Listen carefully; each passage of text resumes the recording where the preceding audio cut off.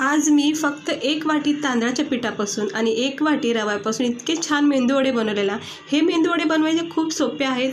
1 चमचा जिरा आणि 2 हिरव्या मिरच्या थोड्याशा तेलामध्ये फ्राय करायचं। थोडं फ्राय करून झालं की मग 1 ग्लास पाणी उकळून द्यायचं। पाणी थोडं उकळलं की याच्यामध्ये 1 वाटी रवा 1 वाटी तांदळाचं पीठ टाकून व्यवस्थित मिक्स करून घ्यायचं। हलक्या हाताने चवीनुसार मीठ टाकून घ्यायचं आणि घट्ट बॅटर बनवायचा।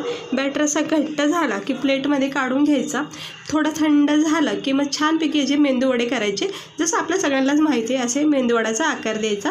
पॅनमध्ये तेल तापत ठेवायचं। चांगलं तेल तापून मग मंद आचेवर ह्याला रेड गोल्डन असा रंग येईपर्यंत फ्राय करायचं। गरमागरम हे तांदळाच्या पिठापासून आणि रव्यापासून इतके छान टेस्टी मेंदूवडे तयार होतात ना की तुम्ही हे खाता क्षणी तुम्हाला आवडतील आणि बाहेरून आणायचं तर तुम्ही विसरूनच जाता। तर घरच्या घरी हा स्नॅक्स म्हणून हेल्दी नाश्ता म्हणून होऊ शकतो। तर नक्की ट्राय करा आणि चॅनलला सबस्क्राईब करा।